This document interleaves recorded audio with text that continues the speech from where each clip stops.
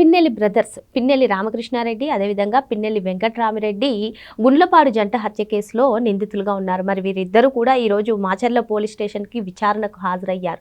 ఇదే కాకుండా మరి 2024 సార్వత్రిక ఎన్నికల సమయంలో ఈవీఎంల ధ్వంసం కేసు, ఇంకా మాచర్లలో వాళ్ళు సృష్టించినటువంటి అల్లర్లు, ధ్వంసం, ఇవన్నీ కూడా వాళ్ళపైన చాలా అభియోగాలు ఉన్నాయి. వీటిపైన కూడా ప్రశ్నల వర్షం కురిపించే అవకాశం ఉందా, మరి మొత్తానికి పిన్నెల్లి బ్రదర్స్ అరెస్ట్ అయ్యే అవకాశం ఉందా?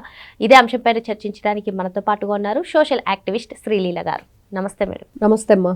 పిన్నెల్లి బ్రదర్స్ వీళ్ళు సృష్టించినటువంటి అలజడి వాతావరణం కానివ్వండి, ఈవీఎంల ధ్వంసం కానివ్వండి, ఇలాంటి చాలా అభియోగాలు వాళ్ళపైన ఉన్నాయి. మరి కూటమి ప్రభుత్వం అధికారంలోకి రాగానే వెంకట్రామిరెడ్డి అయితే పరారైపోయారు. మరి ఈ రోజు మొత్తానికి ఏదైతే గుండ్లపాడు హత్య కేసులో వీళ్ళిద్దరూ కూడా విచారణకు హాజరు కావడం, మరి వీరిద్దరు అరెస్ట్ తథ్యం అంటారా? మరి ఈ అంశంపైనే కాకుండా వాళ్ళపైన ఏవైతే అభియోగాలు ఉన్నాయో వాటిపైన కూడా పోలీసులు ప్రశ్నల వర్షం కురిపించే అవకాశం ఉందంటారా? ఏం జరగబోతుంది అంటారు? పిన్నెల్లి బ్రదర్స్ అంటాం కన్నా కూడా వీళ్ళని మారీచుడు సుబాహుడు అని పిలుచుకోవచ్చు.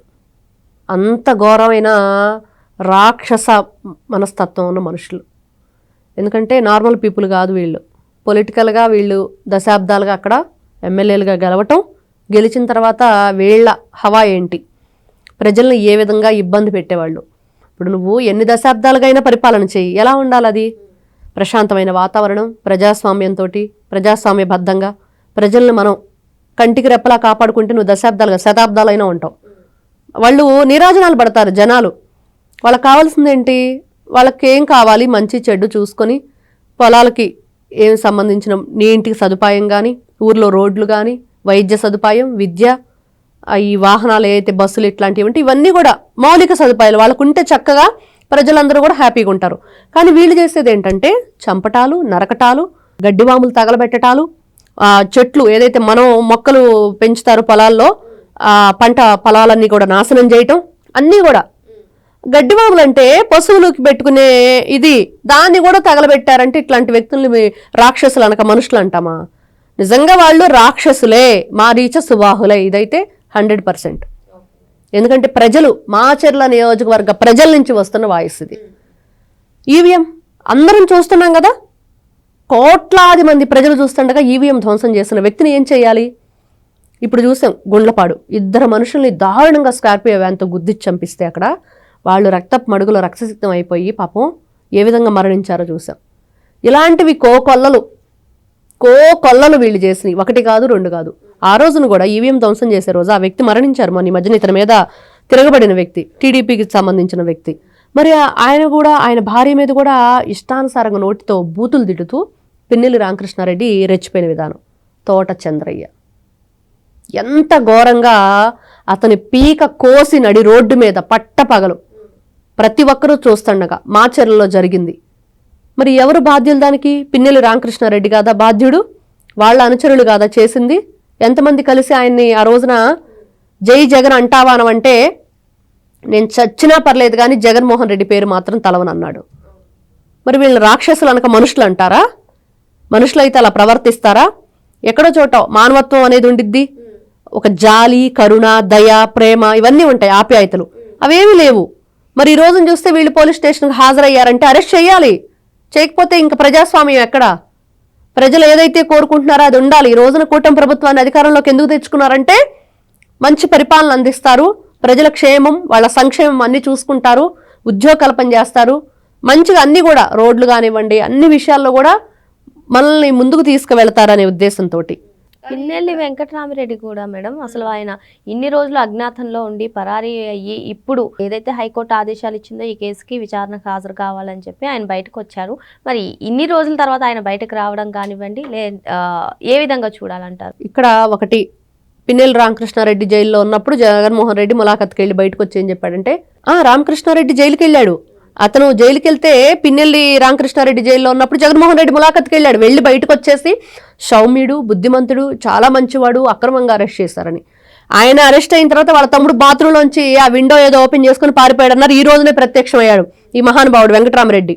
ఈ మారీచుడు, ఈ సుబాహుడు ఏమని చెప్పుకోవాలి వీళ్ళ గురించి? ఇంకా జగనాసురుడు అని చెప్పేసి ప్రజలు ఒక మంచి పేరు పెట్టారు జగన్మోహన్ రెడ్డి గారికి. అంటే ఒకటి కాదు, చాలా ఉన్నాయి రాక్షసుల పేర్లు వీళ్ళకి. ఎందుకు పోల్చుకోవాల్సి వస్తుంది, ఎందుకు అట్లాంటి పేర్లు పెట్టుకోవాల్సి వస్తుంది అంటే వాళ్ళు ప్రవర్తించిన తీరు, గతంలో వాళ్ళు పరిపాలన అందించిన తీరు, అంటే పరిపాలన అంటే ఏదో అవినీతి చేశారు, అక్రమంగా చేశారంటే కాదు కదా, మనుషుల ప్రాణాలను కూడా తీసేశారు. మద్యాన్ని ఏ విధంగా అక్రమంగా తరలించడం, ఏదో కల్తీ చేశారనేది కాదు, లక్షల మంది తాళిబొట్లు తెంచేశారు, సొంత బాబాయిని నరికేశారు. మళ్ళీ వస్తే సినిమా చూపిస్తాము, మళ్ళీ వస్తే రప్పరప్ప నరికేస్తాము, మళ్ళీ వస్తే జగన్మోహన్ రెడ్డి 2.0 చూపిస్తామంటున్నారు కదా. ఇట్లాంటి వాళ్ళని సైకోలని, రాక్షసులని, జగనాసురుడని, భస్మాసురుడని, నరకాసురుడని, భూబకాసురులని ఇన్ని రకాలుగా చెప్పుకోవాల్సి వస్తుంది. ఇవన్నీ కూడా పురాణాల్లో మన పెద్దవాళ్ళు మనకు చెప్తున్న కథల్లో రాక్షసుడు అంటే ఎట్లాంటి పనులు చేస్తాడు, ఏ విధంగా ప్రజలను ఇబ్బంది పెడతాడు, రాక్షసుడు అంటే ఎలాగా వాళ్ళని హింసించాడు అనేది ఈ రోజున అదే చూస్తున్నాం. ఈ రోజున వెంకటరామరెడ్డి బయటకు రావడానికి కారణం ఏంటంటే, ఇంకా దొరక్కపోతే మాత్రం తిరిగి మనం చూసాం సంజయ్ విషయంలో సుప్రీంకోర్టు ఇదిగో ఇన్ని రోజులు టైం ఇస్తున్నాం, ఖచ్చితంగా వచ్చి సరెండర్ అవ్వాలి. ఈ రోజున వీళ్ళు కూడా అదే పరిస్థితి. సో ఈసారి రాకపోతే నెక్స్ట్ ఏంటి, ఇంకా ఇతన్ని పట్టుకొచ్చి లోపలేయటమే, తీవ్రంగా కఠినంగా శిక్షిస్తారు. అక్కడ ఆధారాలను బట్టి వీళ్ళు చేసిన పనులకి, ఈ రోజున వచ్చిన కూటమి ప్రభుత్వం పనిచేసే తీరుకి వీళ్ళు భయపడ్డారు, అందుకని ఈ రోజున వచ్చారు అనేది మాత్రం క్లియర్గా అర్థమవుతుంది. ఓకే మేడం, వాళ్ళపైన ఉన్నటువంటి అభియోగాలకి ఇంకా పిన్నెల్లి బ్రదర్స్ అరెస్ట్ అవ్వడం ఖాయమని చెప్తారా? ఖచ్చితంగా. ఎందుకంటే ఒకటి కాదు కదా, ఈ రోజున ఈ జంట హత్యలే గుండ్లపాడి కాదు కదా, చంద్రయ్య హత్యను ఏం చేయాలి, మరి ఈవీఎం ధ్వంసాన్ని ఏం చేయాలి, అసలు ఎలక్షన్ టైంలో 144 సెక్షన్ పెట్టేసి ఎక్కడ కూడా ఎటువంటి ఇబ్బంది లేకుండా ఆ ఏదైతే బ్యాలెట్ బాక్సులు కానీ ఆ ఈవీఎంలు కానీ ఏ విధంగా భద్రపరుస్తారని మనం చూసాం. కానీ సాక్షాత్ ఆయన ఆ ఈవీఎంని ధ్వంసం చేస్తే మరి ఆ రోజున ఒక ఈవీఎంని ధ్వంసం చేశారా? మనం ఆయన జర్నలిస్టు మాణిక్యం వాళ్ళ ఫ్యామిలీని ఏ విధంగా ఇబ్బంది చేశారు, ఇంకొక లేడీ పోలింగ్ బూత్లో కూర్చుంటే ఆవిడ గొడ్డలతో ఏ విధంగా నరికారు, ఒకటి కాదు కదా, బోలెడన్ని ఉన్న ఈ విధంగా చెప్పుకుంటూ పోతే. ఇట్లాంటి వ్యక్తుల్ని వదిలేయాలా, అరెస్ట్ చేయకుండా రిమాండ్కి వేయొద్దా? గతంలో ఎన్ని రకాలుగా వీళ్ళ మీద కేసులు ఉన్నాయి, అభియోగాలు కాదు, ఇవన్నీ ఆధారాలతో సహా ఉన్నాయి, మీడియా సాక్షిగా మనం చూసాం ప్రతి ఒక్కటి. కాబట్టి వీళ్ళు ఈ రోజున శిక్షకి అర్హులు, వీళ్ళకి శిక్షించాలి. ఇట్లాంటి వ్యక్తులు మరి సమాజంలో ఉంటే ఏంటి ప్రయోజనం? తప్పించుకొని తిరిగారు ఇప్పటి వరకు, ధైర్యంగా ఏమి ఎక్కడ రాలేదు కదా బయటికి. మీరు మంచివాళ్ళు, ఇలాంటి పనులన్నీ చేయలేదంటే ధైర్యంగా వచ్చి పోలీస్ స్టేషన్లో ఇదిగో మేము వచ్చి కూర్చున్నాము, చెప్పండి మేమేం చేశామో అని అడగొచ్చు.